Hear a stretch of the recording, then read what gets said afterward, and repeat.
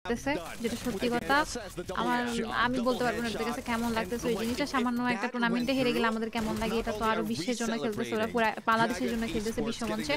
তো আমি এতটুকুই বলবো, কেউ যাতে হেট দেওয়া টাইপের এরকম হলে ভালো হতো, এরকম হলে এইরকম টাইপের না করে ওদেরকে এতটুকু বলে তোমরা যা করছো, যেমন খেলছো, বেস্ট খেলছো, এন্ড আমাদের জন্য অনেক করছো, তার জন্য থ্যাংক ইউ। ইনশাআল্লাহ নেক্সট ফিউচারে আমাদের যারা ম্যাডাম অনেক বেশি আবেগী, বুঝছো গাইস, এটা আমি বুঝতে পারতেছি। টুর্নামেন্টে হয় তাহলে আমি যা জিজ্ঞেস করছি টুর্নামেন্টে ফিল কেমন, সে পুরো আবেগে আপ্লুত হয়ে যেতেছে। চিল, ঠিক আছে, এগুলো একটা কথাই বলবো যে রিল্যাক্স। হ্যাঁ, কে কি করতেছে না, তুমি কাউরে চেঞ্জ করতে পারবে না। প্রথম কথা, সে নিজে থেকে যদি চেঞ্জ না হইতে চায়, এটা মাথায় রেখো। হ্যাঁ, তুমি শতদিন যে ঘুম কি বলে, যে না ঘুমায় ঘুমের ভান করে থাকে, তাকে ঘুম থেকে ওঠানো যায় না।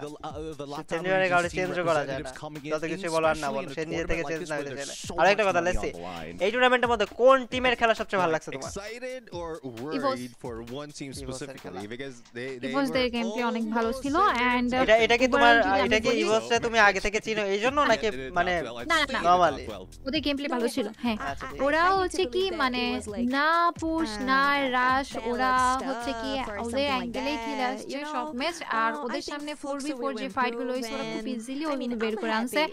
এন্ড এখন হয়তো ফ্যালকনদের গ্রুপ চ্যাম্পিয়ন হইছে, বাট ফ্যালকনদের গেমপ্লেও কিন্তু ভালো, মানতে হবে এটা, নো ডাউট। বাট আমার কাছে অনেস্টলি ইভোসদের গেমপ্লে সবথেকে বেশি ভালো লাগছে। ইভোসদের গেমপ্লে এখানে যতগুলো টিম দেখছি তার মধ্যে। আপনার এখন